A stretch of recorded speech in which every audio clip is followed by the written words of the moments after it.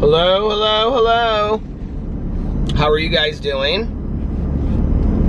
You know, I wore this blue shirt today and I was afraid to wear it. Well, I wasn't afraid to wear it, but like when I've worn it in vlogs in the past, if you guys have watched my vlog for a long time, you remember like it casts this really weird, I don't know, maybe it's over, you can see it, this really weird like red color in the car. Do you remember that?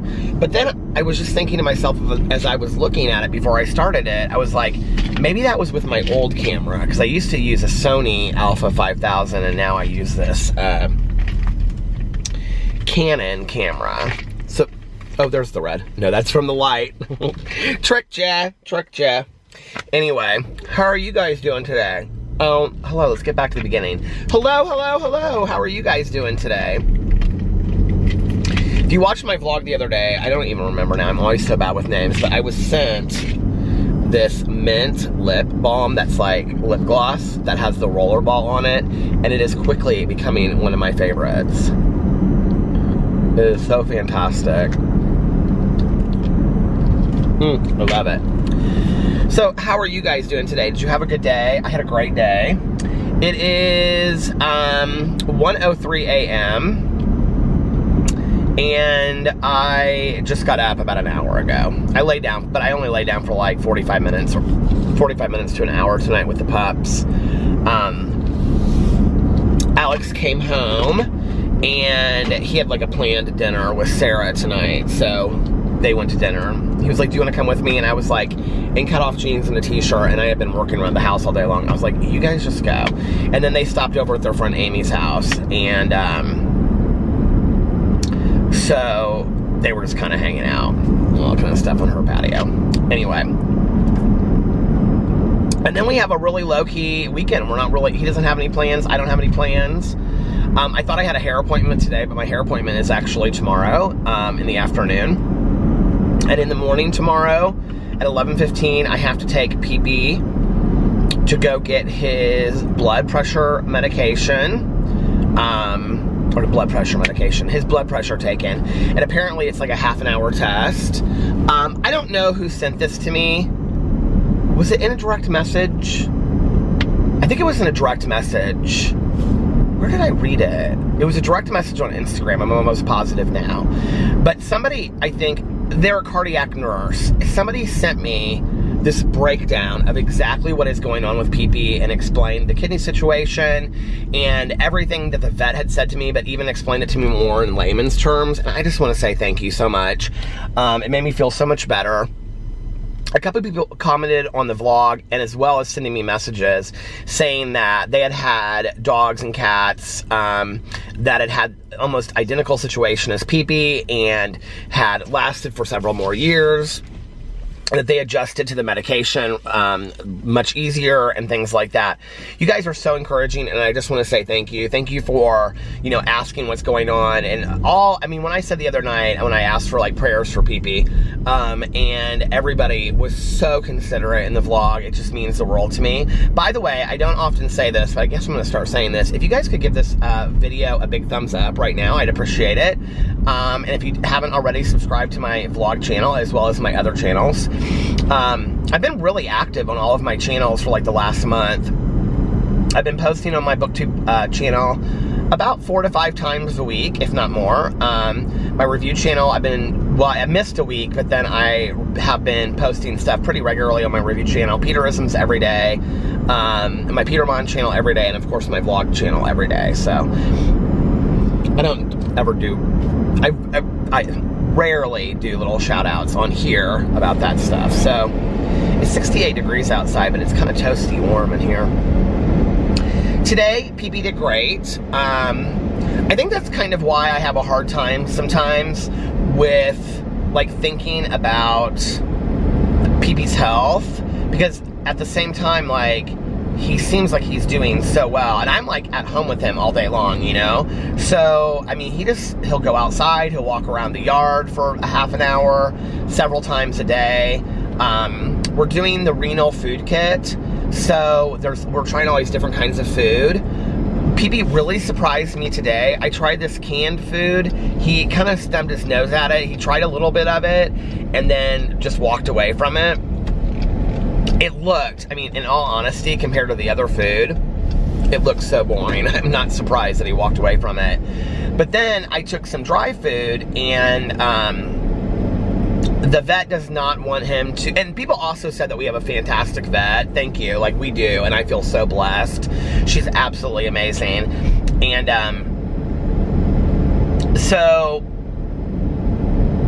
and it's the same vet that Tanya uses, which I think is important, that if you board your dog or have your dog in doggy daycare, that they know, it doesn't have to be the same vet that they use, but I think it's important that they know your vet, you know, just so that they know how they work and things like that. But anyway, so I gave PP like half of this canned food. It was like the bigger canned food. The one I gave him yesterday, he hated. He didn't like it at all.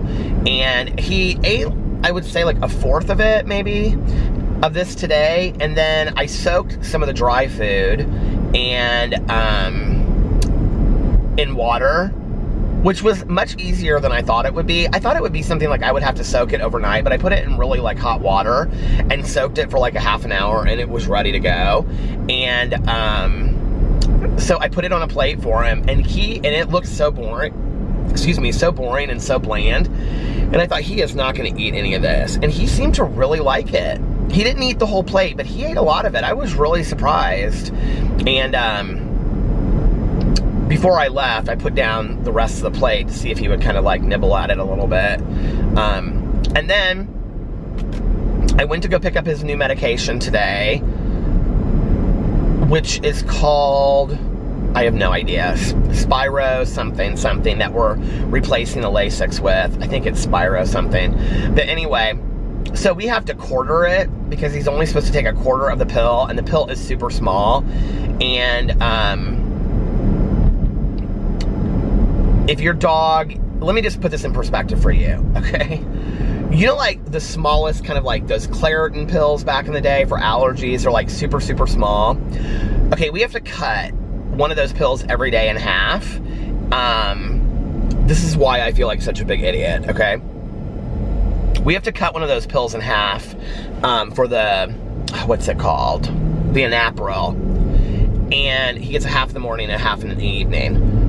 Well, now these new pills are just as small, and we have to quarter them because the pharmacy doesn't go down any smaller than what they have, and then so it needs to be a quarter of that. So we have to quarter them. Well, the pharmacy wouldn't do it because they said if they quarter them, it would just maybe turn to dust in the bottle they were afraid of. So they said this is as small as they could go. And so the vet said that if we didn't want to quarter them ourselves, that we could take it to an apothecary and turn it into a liquid, but apparently that's real expensive, and I'm totally willing to do that, obviously, but I don't want to do that if we don't have to. So I was at the pharmacy today, and I was picking up the pills, and I went to go check with the pharmacist, and I said, can I talk to the pharmacist for a second? She was like, yeah, sure. So the pharmacist is so fantastic, and I was like, and she was even telling me that she had a cat, and she had to like quarter the pills and stuff, and I said, well, I just don't want to make them, I don't want to turn them to dust. And I said something to her about crushing them. And she was like, no, we don't want to crush this pill. She was like, I don't know that it would really matter. She was like, but I think your vet wants it whole. And sometimes it does matter, I guess. I don't know. So anyway, the pill crushing thing, by the way, because I know a lot of people had suggested that before, that's fine, but you still like keep residue from, because I did it a couple times, and the first time Alex did it, he said, I'm never doing this again. He was like, this is too much trouble. And the pill crusher, like, it turns it into a really fine dust. Like, it works really well. You just put the pill in this thing, and then you just turn it. It works great. So if you're like somebody out there that wants to crush your pills for yourself, or you think it would work for your pet, I mean, the pill crushers are really easy, and you can find them anywhere. It's like this little glass thing. It doesn't even look like, at first you kind of can't figure out what it does. You just put the pill in there, and then it like, you turn it. It's really kind of cool. But the thing is that the crusher part and the glass inside, like, you still have residue in there, and it's hard to get that out. And I was like taking some of his food and like pushing it in there to get all the extra powder on there. And I was like, yeah, Alex is right. This is too much trouble. So today I was like, well, we you know, half his Inapril with a knife, but I don't want to like, I don't know if I can do that with a knife and whatever. And she goes, do you guys not have a pill cutter? And I go, no. And she goes, oh, you need to get a pill cutter. And I go, or she said something like that. And I go, well, can you show me how to use a pill cutter? So she goes and she pulls one out of a box. And it's literally this thing that looks like a plastic, like, fingernail clipper kind of thing. But bigger than that. That's the only way I can explain it. When you put the pill in it, it's like this arrow like this, and you put the pill in the arrow part, and then you just close it, and it literally halves it like that. It's so easy. I'm sitting there looking at her, and I'm thinking to myself, okay, so for a year and a half, we've been cutting these small ass pills that I can hardly see without my reading glasses on with a knife. Like, what have we been doing wrong, right? So then she's like, and then you just take the pill and you put the rounded part into the arrow as if it was like the full pill, and you just split it again, and that quarters it. And she did it, and it like was perfect. And I go, do you guys sell these here? And she goes, yeah, they're $2.50. And I go, oh my God. So I bought one for $2.50. It was so easy. She did tell us, so she said, don't keep a lot in there, because if you go in and you do like all your pills and quarter them, they'll start getting dusty, which is like they start breaking apart. So you want to just do one at a time. Like when you're giving it to him, you just want to do one at a time, or for that day. And I was like, okay, that makes sense. So did that, and that was so easy at home. And he just like eats his, like with the Cheese Whiz, which somebody said was at the dollar store for $1. Thank you so much for letting me know that. Not that I, can't afford the $4 for Cheese Whiz. I just think that Cheese Whiz, $4 is kind of expensive. My God, I can remember as a kid, I would eat that stuff with pretzels and I would just go right through it. But anyway, got that taken care of, got him his medicine. I showed Alex how to do the pill cutter thing. And so yeah, so he's doing good today. He's doing real good. I was watching Boo and Tucker out. It's interesting because, like, Boo has the reverse sneeze, which is like just, I guess, like something that some dogs get or whatever. And somebody on here said when they're doing it, like, hold their like chest or their torso and it helps them. I did that the other day, you guys, and he literally stopped immediately. It was the weirdest things. I guess that works. I don't know. I'm gonna ask the vet tomorrow. Well, we don't see the vet tomorrow. We see the vet technician, but I'm gonna ask her tomorrow. But I was sitting there today and I was like, Boo and Tucker are gonna be 10 this month. I think it's this month. It's either this month or September. I need to look at their birthday. I'm almost positive it's next week, actually. And I was like, I feel very blessed. I was talking to a friend of mine, and she's like, I said something to her about, having PP on a different food, and like now we have to feed them different foods, and Tucker can basically eat anything because he still has most of his teeth. Tucker almost has all of his teeth, and they're still pretty good. Isn't that crazy? And Tucker, for being the heavier one, is also like the healthiest of all three, which I think is, I don't know, and he's like the most liveliest of all three. But I was talking to a friend of mine, and she said, like, yeah, I've got all my cats are on, different foods and different illnesses and meds and stuff like that. And, and I was watching these little guys outside in the yard, and I was very grateful for the fact that, at least for the moment, I mean, we never know what's going to happen, right? But for at least for the moment, like, it's not all three of them that are sick. I mean, they're older dogs, they're not young anymore.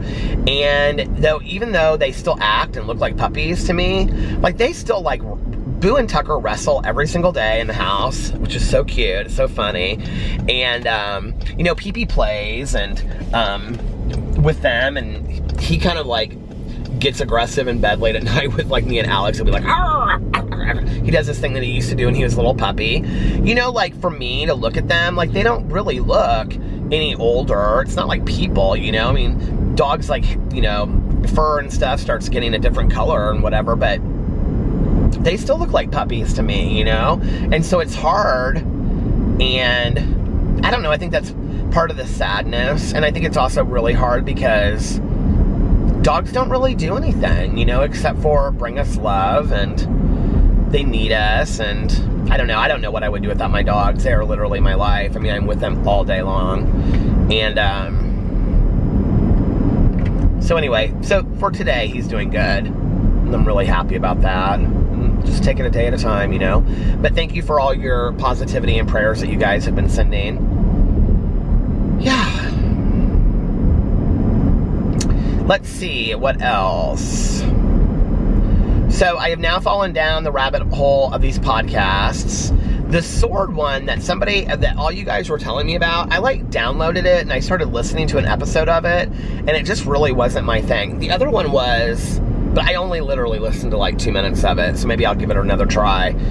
I want really scary ones that are talk radio or something, I don't know. The other one that I started listening to, I went in to listen to the very first episode, which wasn't the first episode.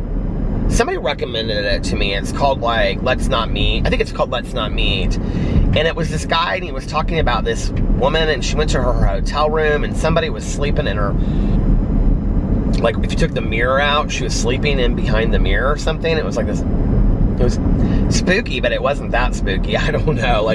My level of being scared it takes a lot, I guess. But anyway, I was listening to that, and then I'd fallen down the rabbit hole of my favorite murderer, which I love, but I've never really listened to a lot of them in a row. And the last couple days, instead of listening to my audiobook, I've been listening to my favorite murderer. And in fact, right now I'm 10 minutes from the end of the Orlando show in 2017, where they were talking about Eileen Wuornos. I'm kind of weirdly obsessed with the Eileen Wuornos case. So if you don't know who Eileen Wuornos is, she was a female serial killer from Florida. I think she killed 7 or 9 men. They made the movie with Charlize Theron in Monster. They made that movie about her. But I had actually heard of her because of the documentaries on Netflix. I think the first one is called The Life and Death of the Serial Killer, and the second one is called The Selling of a Serial Killer or something like that. I think that's what it's called. But it's hard to watch because what you see is, well, what I saw in watching it was a woman that never had a chance. I mean, from day one. And I'm not making excuses for what she did, it's just she never had a chance. And her childhood was just horrific. And then number 2, some severe mental health issues, severe. And then number 3, she believed her own stuff. But then she would retract it, and then you could just tell she was nuts, right? So when you watch it, it's kind of it's kind of sad. She gets used by a lot of people. She gets used by her girlfriend who testifies against her. She gets used, who you can tell has some part in what happened and benefited from her robbing these guys that she would kill. And then this woman adopts her because and I didn't know this, they don't show this in the documentaries, but apparently she was doing art shows and selling Eileen's artwork. Okay, this one part though of My Favorite Murderer was so bad, you guys. So if you've never listened to it before, it's these 2 women comedians, and they always discuss true crime stuff. And I have to say that sometimes their humor is not the greatest, but I find myself just laughing. I mean, I was literally driving today, I was laughing my butt off listening to it. But this one part, they said something about something, and then she goes, Eileen, come on. Come on, Eileen, but anyway, I think it's spelled completely different. But so I'm kind of weirdly obsessed with that whole case, and I watched all the documentaries, and I think there's 2 documentaries. I always think there's 3 because I think there's 3 because the Paradise Lost trilogy had 3. If you've never seen the Paradise Lost one, you should totally watch it. That is crazy too. About the 3 kids that were accused. It's just nuts. And okay, I had to pull in here because I looked over and it was completely blurry. And then I started recording it again and it was blurry again. So anyway, I don't know what is going on with it. And you know what is so funny about that is that I noticed today, God, what video was it that I was watching? I think it might have been my BookTube video. like in the middle of it. No. I think it was my Peter Monn video. It just started, it was like blurry it just like out of nowhere, it just went blurry and then it like went out. It was so weird. I haven't had a problem with my camera focusing in a while, but every once in a while on here it gets blurry. What was I gonna say? Oh yeah, but anyway, Eddie Vedder has a lot to do with that whole story. You should go watch it, it's real interesting. Paradise Lost. It's been forever since I've seen those, though. Like, I think that all happened, like, it's been a long time. Don't you think we need another, like, good true crime documentary on Netflix? Now, I read the Long Island serial killer one, which was it called Lost Girls or whatever? That one, I'm not too excited about seeing that documentary, but I guess it'll depend on how they do it. Maybe I'll be interested in it because I know the backstory, I guess, would make it a little bit more interesting. But I did not think that the book was that interesting whatsoever. I thought it could have been. I thought the story was interesting. And it's unsolved, so that makes it kind of interesting. I have not started the book club yet, Zombie. That's what we're... Zombie.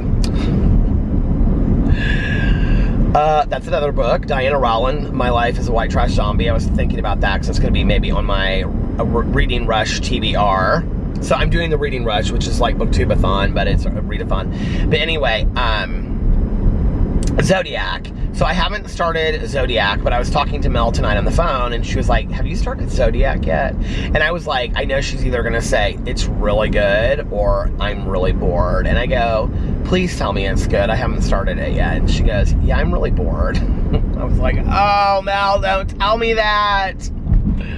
I hate when we pick a book that's really boring. So anyway, talk to Mel about the possibility of us doing a podcast together. She's like really pumped about it. I don't really know what we would do though if we did that, but it'd be fun. We could have fun with it. It could be fun. It could be a good thing. Come on, Eileen. My dad loved that song back in the day.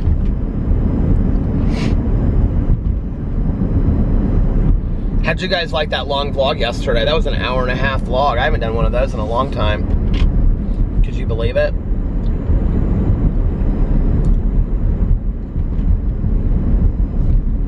Something about today really reminded me of summer when I was a kid.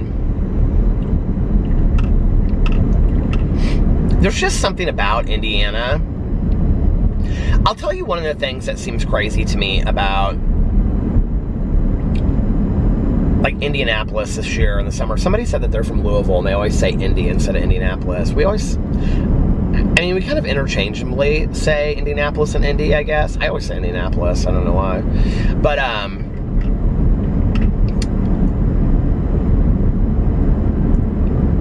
somebody said something about, this was either on my review that I did on my review channel of Stranger Things. By the way, I did the Starbucks tie-dye review of the Frappuccino. It's over on my review channel. But, this was either on the review of Stranger Things that I did, or it was on here when I was talking about it. Somebody said that kids today will never know what summer was like when we were growing up. You know, and I kind of think that, like, maybe that's something that our parents would have said when they were our age. Except that I think, like, there was a real, that whole 80s generation, 80s era, slash generation, 80s era, that whole 80s era was a different time. Like, it really, really was, you know? It was kind of in between the time, at least where I grew up. It was kind of in between the time of nobody locks their doors and everybody locks their doors, you know? So there was like a fear factor, you know, in the neighborhood and things like that. But you still had the same, like, small town folklore. I remember that, like, we had, you know, the scary house and all this kind of stuff. You know what I mean? Like, the people that you were afraid of on the streets and stuff like that. But, like, our parents let us, like, walk around late at night. And I remember till like 9, 10 o'clock at night, walking around the neighborhood with my friends. I mean, a day in my life growing up in the summer was like, I did tennis camps, but I did not do tennis camps the whole summer. I think I did tennis camps like the week that school got out until like the middle of July, or maybe like the end of June. I think they were, but they weren't the whole summer. I'm almost positive. And so then I would have the rest of the summer. So, excuse me. We also didn't go back to school the first week of July or the second week of July like people do now. We used to go back to school like the end of August. The state fair always in Indianapolis starts like the 18th of August, and it goes for like a week and a half.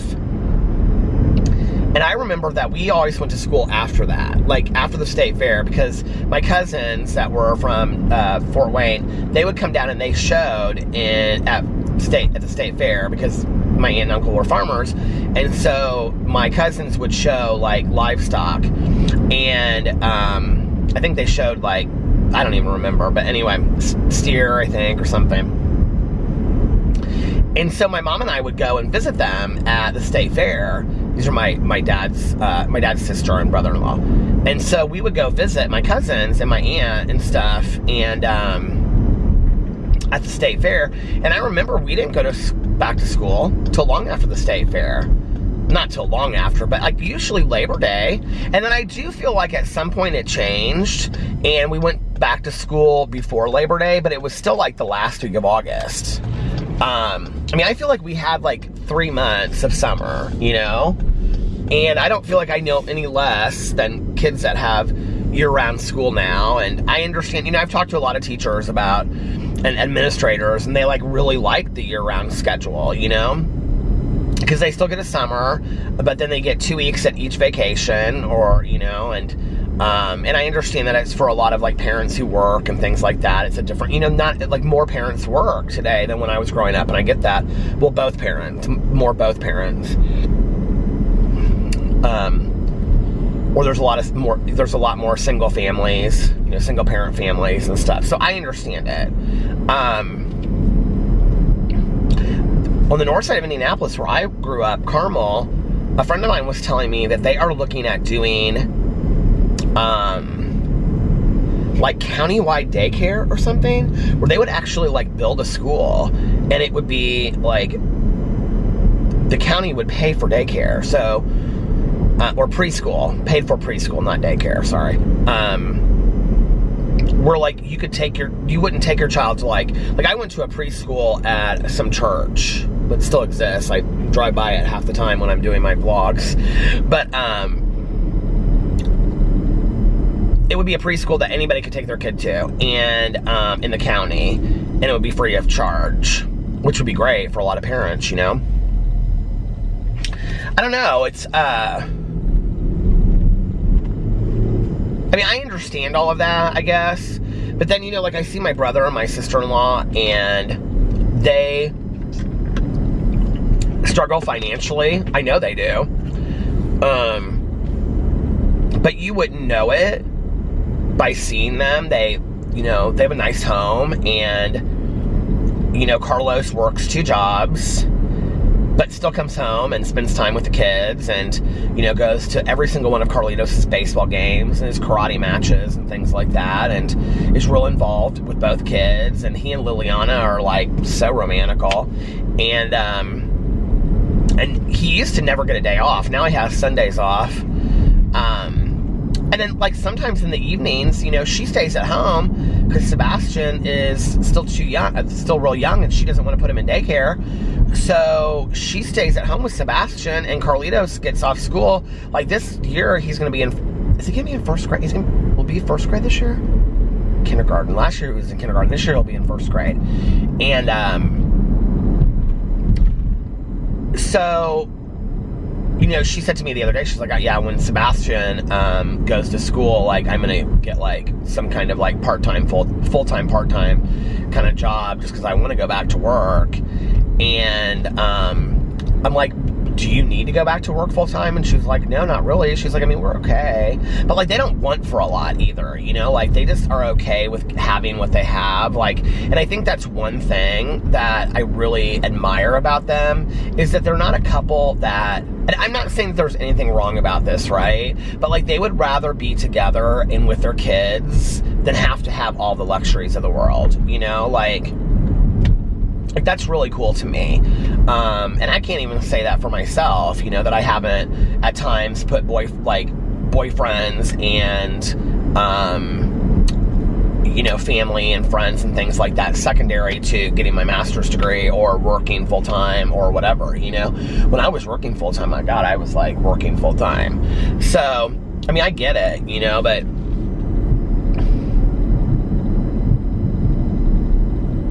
then, like, Carlos will come home a couple days a week, and she goes and does, like, some catering stuff. And, like, she does, like, little events. Like, when the race was here, she, like, they love the race. And so she went and, I can't remember what she did. She, like, she works for this catering company sometimes. And she did, like, this catering for something to do with the race, like the sweets. Like, there's these sweets there, you know? And so, like, she went and did that for a little bit extra money, but then they'll take that money that she makes and they'll go, like, go on a trip or something with it. So, I don't know.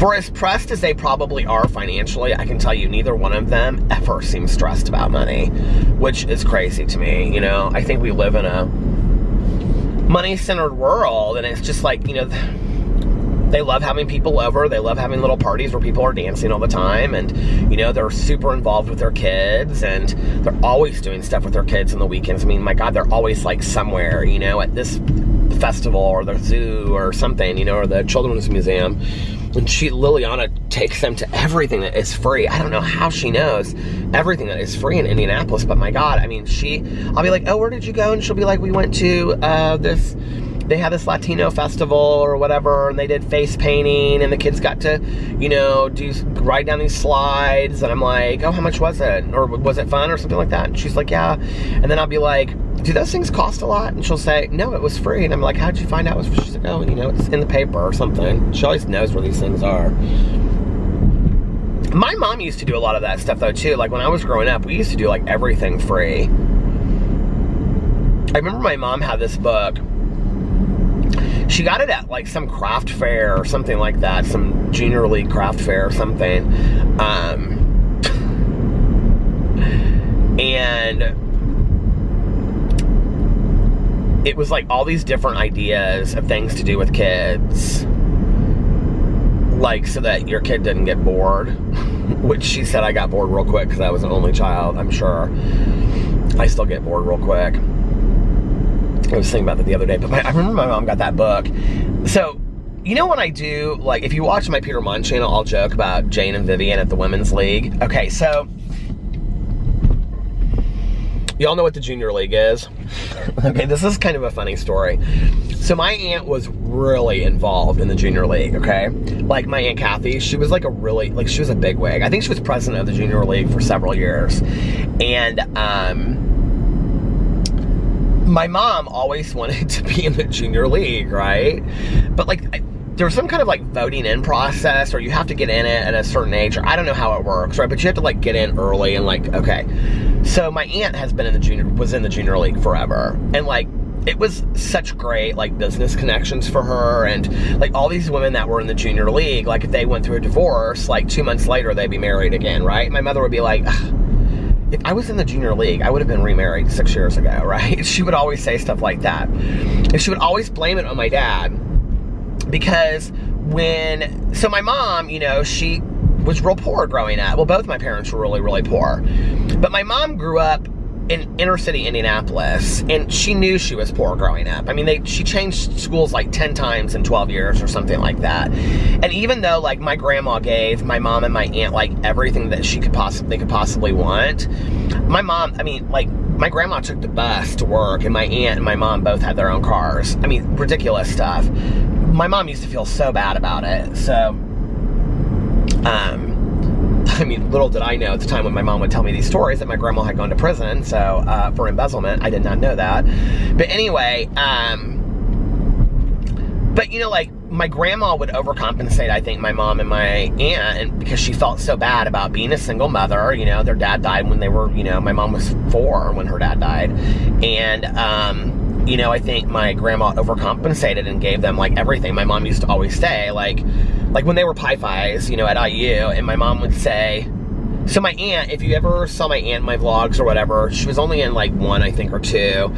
My aunt had, like, jet black hair and, like, big sunglasses. She'd always wear big sunglasses and, you know, suits and stuff. And my mom would say, you know, people thought your aunt was, like, some, like, from powerhouse East Coast family, you know, that she came from Connecticut or something. You know, and here she was, and she was, I mean, she was, like, president of the Pi-Fi house and stuff or whatever.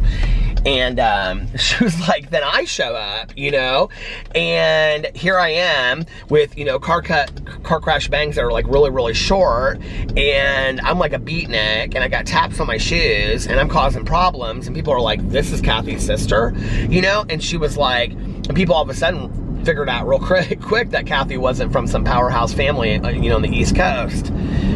And because they were like night and day. My mom always, like, bleach blonde, and so, and my mom was real wild when she was younger. So anyway, I think my grandma overcompensated a lot. And when my mom went to college was when my grandma would have been probably, you know, away. So we'll just call it away. But anyway,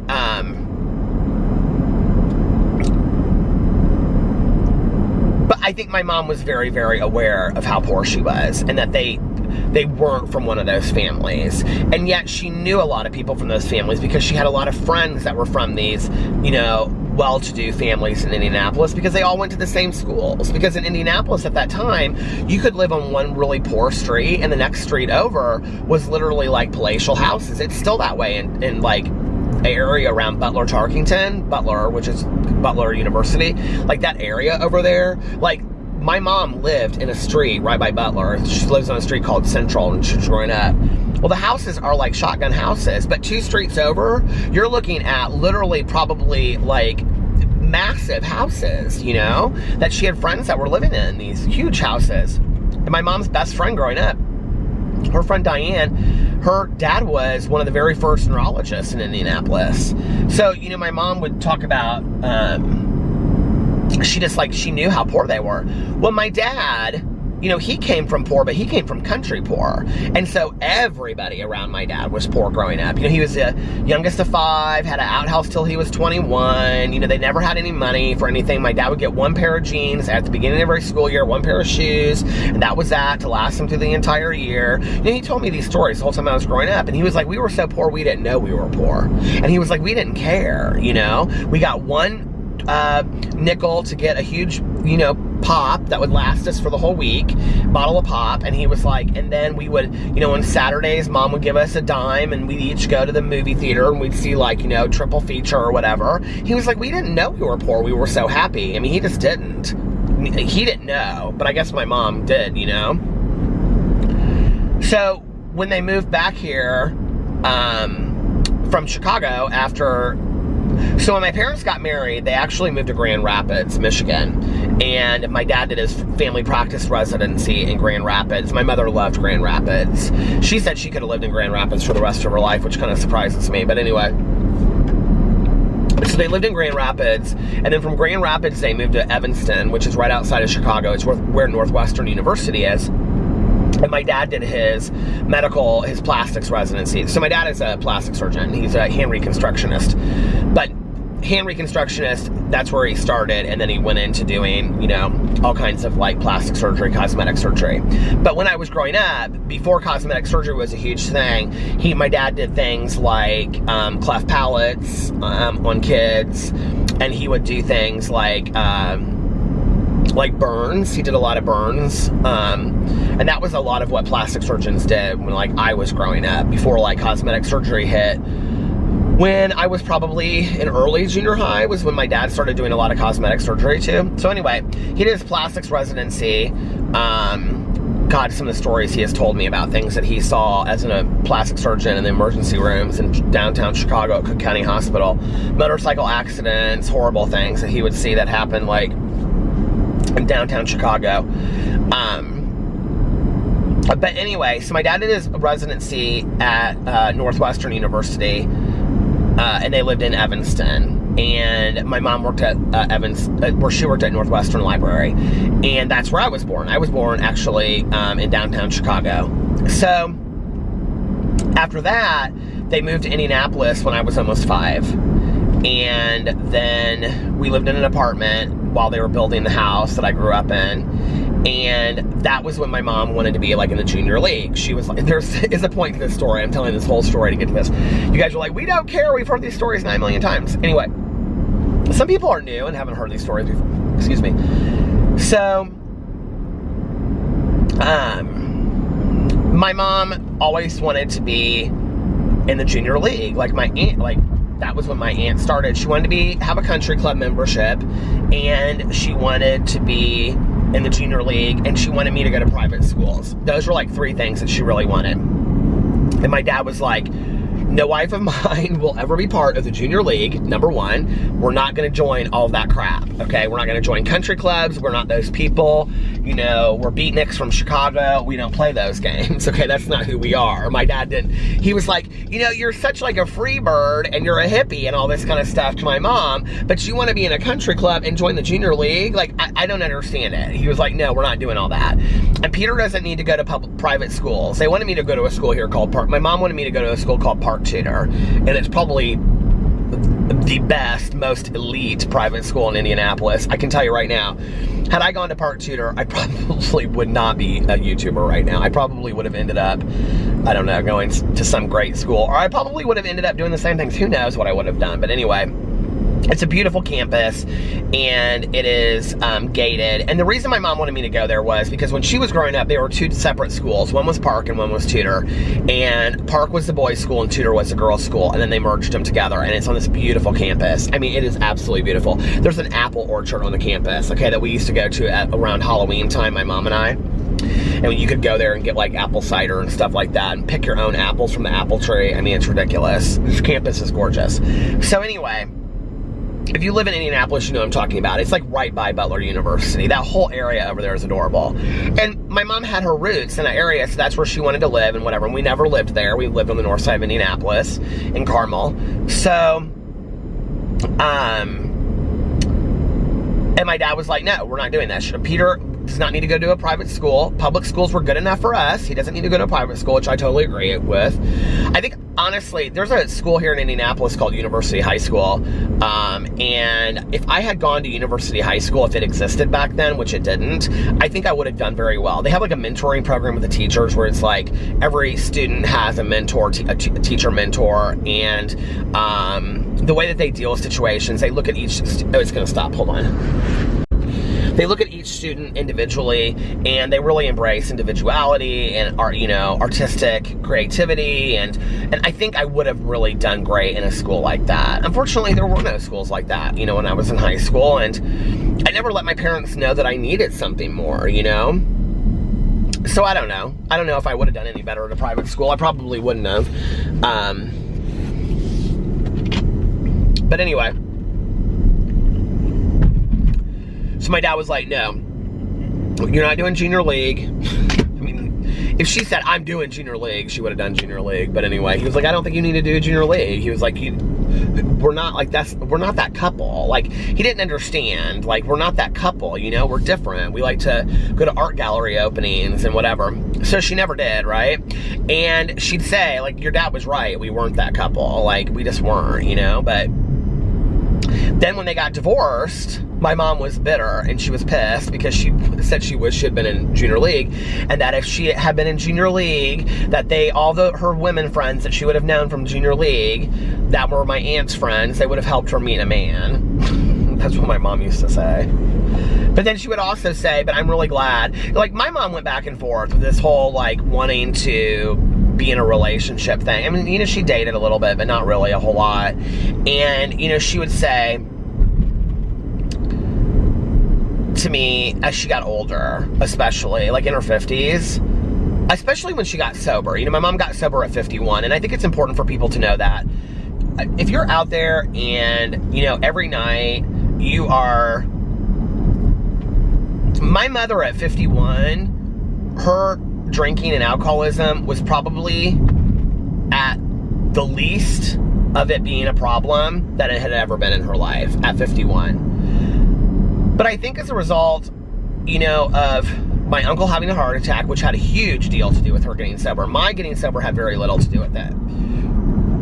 But I think what she realized was that she didn't like the quality of her life. And, you know, because she would say to me later, whether I live another year or another 10 years, I want to change the quality of my life. And I do not like the fact that I have to come home every night and I feel like I have to have, you know, she'd drink these cans called martinis for two, and she'd say, I'll have like, you know, 2 martinis for 2, and then, you know, a half a bottle of wine or a couple beers, and she's like, I'm not like totally intoxicated, but I'm buzzed or drunk enough that I feel like I have to do that every night. She's like, I don't want to feel like that anymore. I don't want to feel, every day I wake up and I'm like, why did I do it? Why did I do it? Why did I do it? You know? And that was really why she got sober, and I think it's important. I think it's important for people to know that, whether you're 41 or 51 or 61 or 71, that, you know, if you just don't like the quality of your life, or that you feel like you're burdened down to having to drink, you can stop that, okay? You do not have to be some falling down alcoholic, you know, bottom of the barrel kind of drinker to quit. You just don't. I have a lot of friends of mine that just quit drinking because they decided to quit drinking, you know?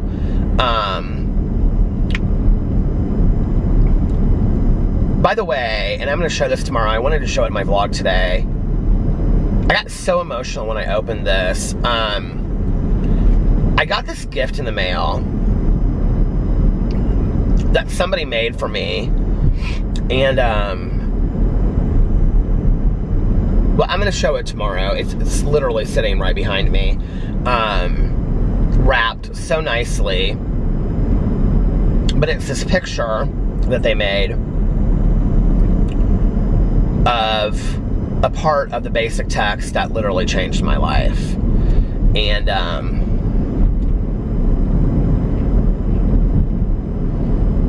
I like opened it, and I don't know why. Like, do you ever receive something at the time that like you really need it? Like, I really needed it at that moment. And I mean, I was having a good day anyway, but I was like texting with a friend of mine that has had a hard time staying sober, and I just was like, I don't know, I just felt emotionally pulled and worried for them. And I like opened this, and I was like, this is like a God moment. Like, I needed this right now. So I'm gonna show it to you guys tomorrow because it's so fantastic, and it's 100 times more fantastic than me just pulling it up here and showing it to you. But anyway, so yeah, so my mom was never in the junior league, but she was involved in other things, and she was involved in something called the Tryon, and is that what it was called, the Tryon? I don't know. She was involved in some charity things, different charity things. And then my mom was really, really involved with her church, especially like the last 5-10 years of her life. She did Kids Cafe. So the church that we belong to, which I actually found, this is really sad. The church I went to is called Our Redeemer. And I found out, I looked it up like a year ago or 6 months ago. I don't know when I looked it up. It was probably, I talked about it on here. I can say, it seems like 6 months ago. It was probably 2 weeks ago. But anyway, I looked it up. The church closed down a year ago. I didn't even know it.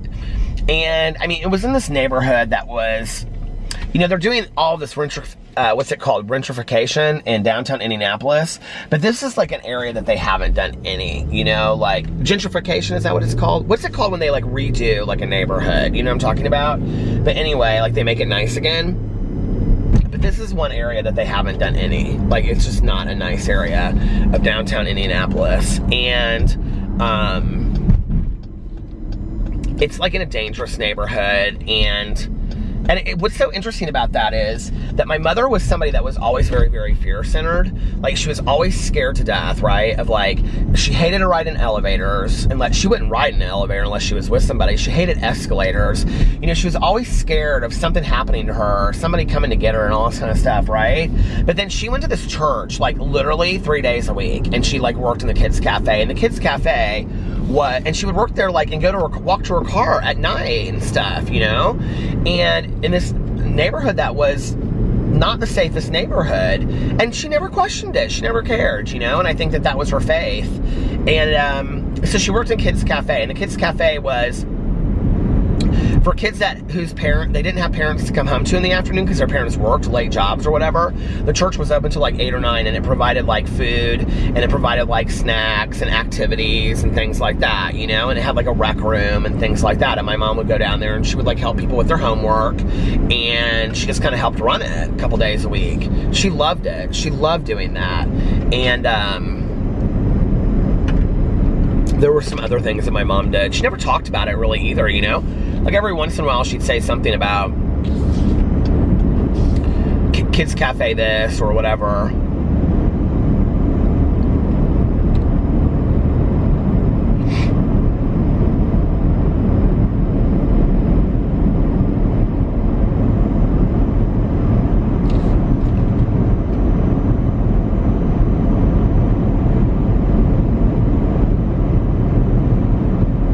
I'm like in my head thinking, you know, it's like, I wonder if that was my mom to some degree, you know, like the kids in the poor neighborhood that came home to nobody, you know, and I wonder if that's why she related to that a little bit.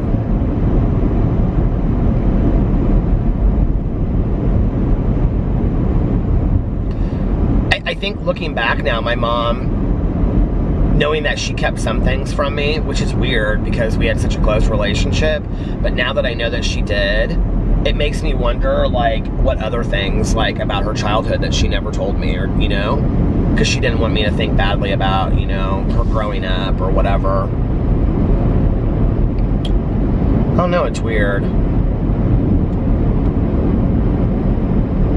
I think the interesting thing is, you know, when you talk about, like, levels of poverty and things like that, you know, like my mom, growing up, so my mom was born in 43, my dad was born in 40, so they were close in, you know, close in years growing up, but like the fact that my mom lived like in the inner city always growing up, right? And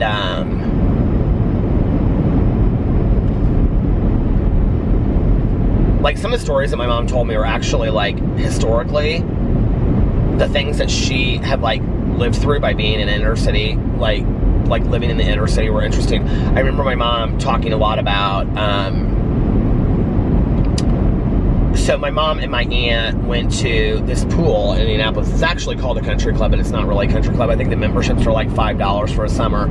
Caroline and I used to swim there when we were kids. It's called Rivy Country Club.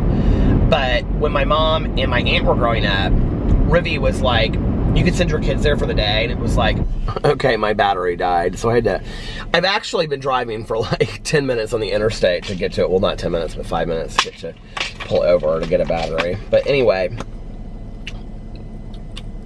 I don't even really remember what I was talking about. I was talking about Rivy Country Club. But I remember my mom saying that, you know, I really do like this lip gloss. But I remember my mom saying about the country club, she was like, country club? Rivy was really no, I mean, it's not a country club, really. I mean, it is, but not really. Anyway, I remember she said, you know, when she was explaining to me about, like, you know, it being integrated and what that meant, she was like, you know, I don't know that I even understood what that meant at that age, you know? And she was just like, I just know that, she would say, I just knew that we were all poor. Like, I mean, she was like, you know, half my friends were white, half my friends were black, and we were all poor. And she was just like, I just, that's what I knew. And she was like, until she got to high school, and then her friends, like middle school, like 8th, 9th grade was when she started meeting people whose parents had a lot more money, and she realized it quickly. And then when she went to IU, she like had a suite mate of hers her first year at college who was from Scarsdale, New York, whose dad was like some bigwig, owns, I can't remember what, like some huge company. And she went home for like Thanksgiving or something with her friend, and she was like, I did not even know that a world like this existed. She was like, I had no idea, But I think like my mom, always was very aware of how poor she was growing up, because I think she probably saw just how poor they were, And,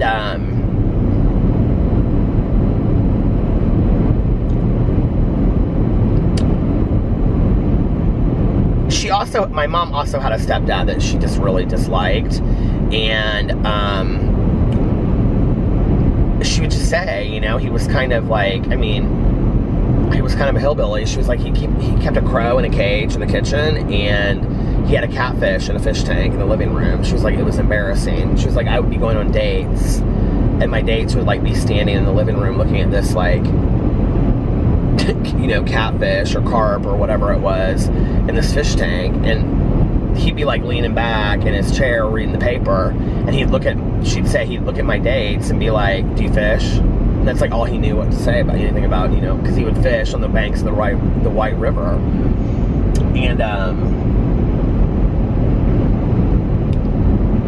And then she said, she got to college, and it was interesting because, he played like, he played a mandolin or something, I don't know, or classical guitar or something. He played something, and like all of her, I think he was younger than my grandma, and all of my mom's like sorority sisters, I don't know, there's so much, like Caroline and I, when we talk about this, there's so much that doesn't make sense. Like, she would say that like all of her sorority sisters thought he was so dreamy and all this kind of stuff, and that they all took a trip out to California because he was from Newport Beach, I think, and they like went through Las Vegas and they drove out there, but then that would have been like when my grandma was away, when she was away for the embezzlement. So I don't know, like none of it makes sense, and I don't have anybody to ask anymore, My dad has such limited knowledge about it, because I don't think he and my mom really ever talked that much about it, except for that she told him before they got married.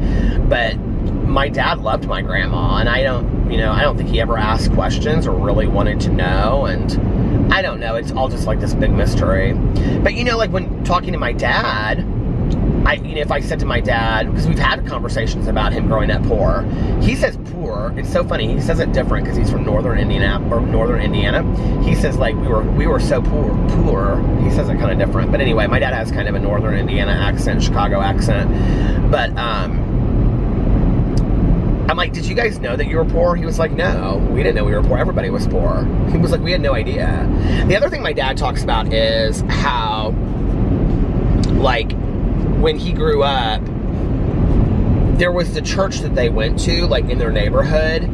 And so, like, let's say for every 10 blocks, right, there might be, like, a Catholic church and then, like, a Lutheran church, because my dad grew up Lutheran. So, like, everybody that went to the Lutheran church, like, my dad went to parochial schools until he was in high school. So he went to all private schools until he was in high school, which is funny that he said private schools were good for him. But they went to, like, what do you call it? Like, church elementary or whatever that was, like, joined with the church. So, I don't know. But when he was in high school, my dad went to, I can't remember what the high school's called, but it's in, northern Indiana. But anyway, and then he went to public schools in high school. And he would say no. He was like, because, we hung out with everybody that went to the same church as us. Like, everybody that we went to church together, like, was in our neighborhood, and everything that we did recreationally was in the same neighborhood. I remember my dad, like, years ago said, this was when I was, like, probably in high school, and he was talking about, like, churches, you know, really trying to get their congregation strong again. And he said, you know, it's a different world. He was like, I remember he and I had this conversation. He said it's a totally different world today. I don't even know why we were talking about it, but he said, you know, when I was growing up, everything that you did, like everything your parents did, was all through the church. Like, you know, Friday night was, you know, game night, or, you know, this, and, you know, Tuesday nights your mom would have choir practice, and, you know, Wednesday nights, you know, your dad would have, like, the elders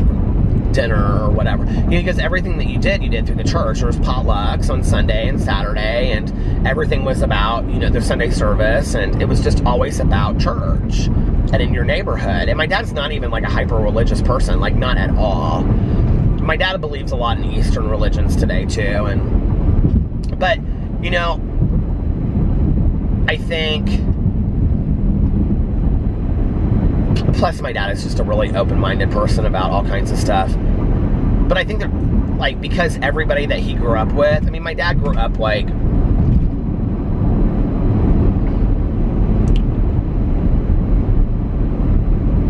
you know, like, in the part in To Kill a Mockingbird when Scout says, so my grandfather was a homicide detective, and, you know, there's a part in To Kill a Mockingbird when Scout asks Atticus about the Cunninghams, and she said, are they poor? And he says, yes, something like they're very poor. And she said, are we poor? And he says, yes, but it's different. And he's like, they're farm people. And, you know, my dad would say that. He would say, you know, there was, like, the people that lived in my neighborhood, and he goes, we were all poor. None of us had any money. But he was like, but then there were the farmers, and they were, like, really struggling, you know? And he said it was just a poor generation. It was just a poor, you know, era. And I actually, in high school, I did for some paper, maybe it was junior high, I don't know. I interviewed my grandma, my dad's mom, about the Great Depression and, like, her experiences with it and rationing things. And, you know, she was a single mother, but wife at that time, because my, on the heels of the Depression she was, you know, because my grandfather was, anyway, in the military and things like that. But I guess that would have been after the Depression. But, you know, one of the things I remember she said was that it gave you much more appreciation for what you had. I don't think, like, in my generation and in my time, we've really ever had that. Like, the only thing I can really remember is, and I can only remember it because I saw it on the news, like, not because I remember experiencing it, was the gas shortages in the 70s. Like, when you would go to gas stations and the lines would be a mile long. But I just remember that from seeing it, like, on the news, and I would have been, like, young when that happened. Like, I think that was, like, 76, 75, something like that. So, I mean, we're talking, I was 3 or 4 when that happened. So I would have seen that a couple years after on the news when they would have been, like, reflecting back on it. But I don't remember that, you know?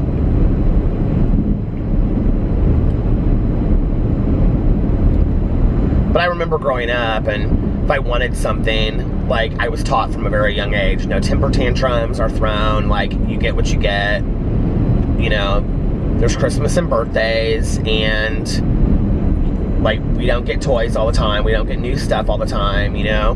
I do think kids are a little bit different with that today, like, and I also think it's so expensive to, like, you know, when I talk to my friends today, and it's like, oh, like, just talking to my friends about summer camps, you know, and how expensive summer camps are. And then they'll say to me, it's like every friend of mine that I talk to, they'll be like, yeah, but it's really nice for some kids because they'll have scholarships and, you know, whatever. And I'm like, well, how do they decide who gets the scholarships and whatever, you know?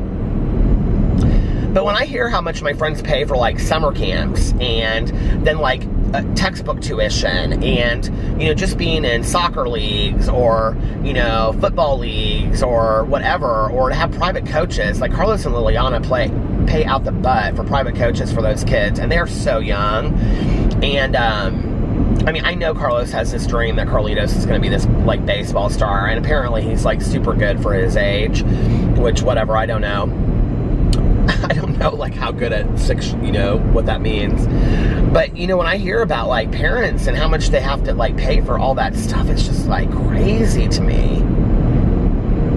Like, if you're a parent out there, my God, like, bless you. I just can't even imagine. On top of clothes and food and, you know, like, one of the things that all my friends say to me, like, they're like, I'm glad my kids are home for the summer. Like, I forget how much I miss them when they're, you know, at school during the year. Although most of my friends are like, I'm ready for them to go back to school. Like, seriously, they're eating me out of house and home. That's like the first thing they always say. They're eating me out of house and home. They'll say, oh my God, I spent $400 at the grocery store on Sunday and it is Wednesday and almost everything's gone. And I'm like, seriously? And they're like, yeah, they just sit around and they watch like Netflix and they just eat food. And I'm like, send them outside. We had to go outside and play when we were kids, you know?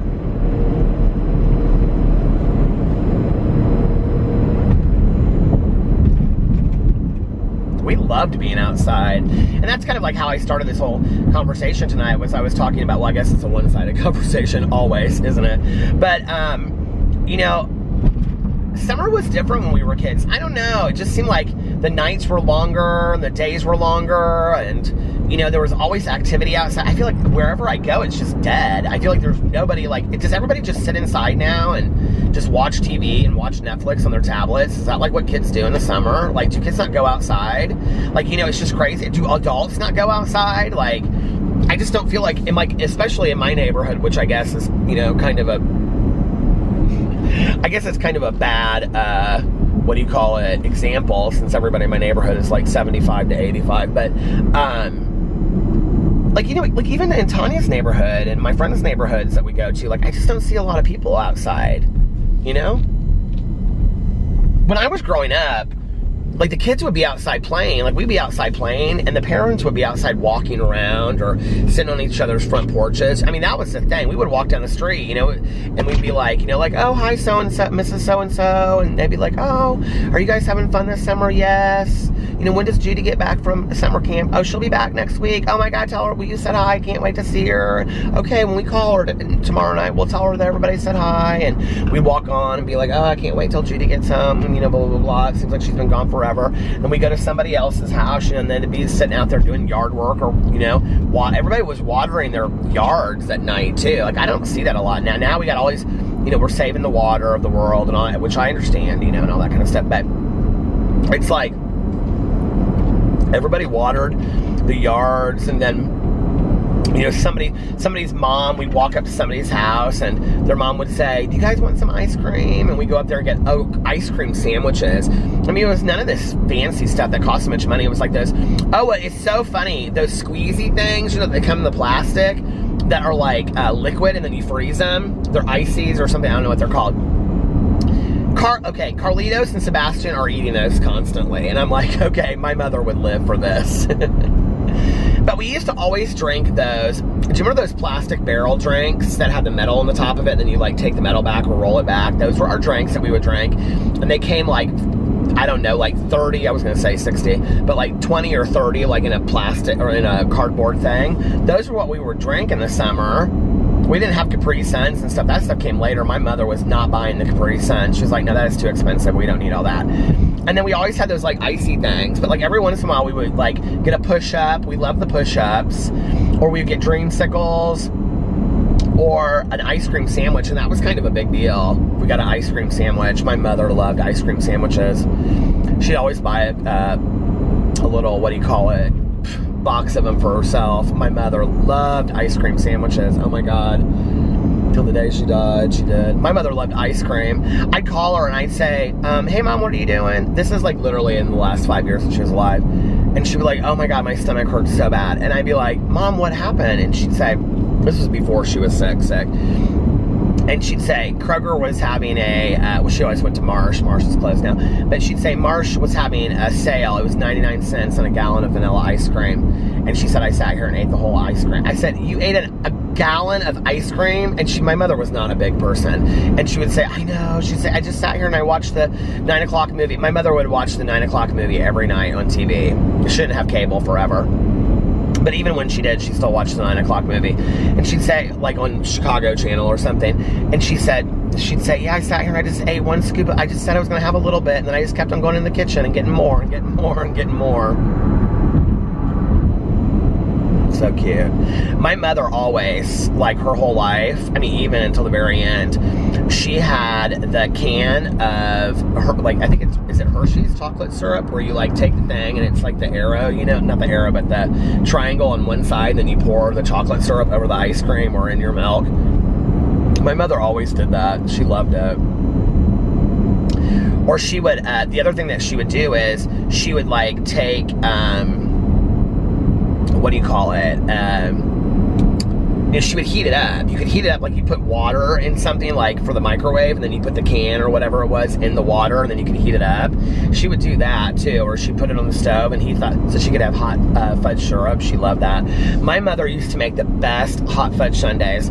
So she would just get regular, like vanilla ice cream, and then she would get the Spanish peanuts, I said.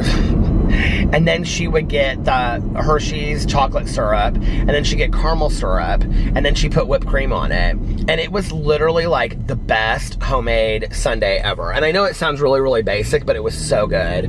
And she'd always put, I hated bananas on mine. I don't like banana splits, but she would put bananas on hers. I've been wanting like ice cream like that this whole summer, and I haven't had it yet. Because I'm supposed to be on program. I know. I thought this vlog was going to be really short tonight, but I guess it turned out to be a little bit longer than I thought it was going to be. So anyway, it feels weird to me that summer's halfway over already, and I haven't even been to the damn pool yet. I'm going to the pool this weekend. That's my goal. Pool. If you don't go to the pool, you are a fool. See, right here is church thing, says food and fun. Well, I guess I will get off here now and finish up my favorite murder podcast, and then, I don't know. Are you guys doing fun stuff this summer? Are you enjoying your summer? It's funny how many people said that they were either from Lake Norris, Tennessee, or they were going to Lake Norris, Tennessee.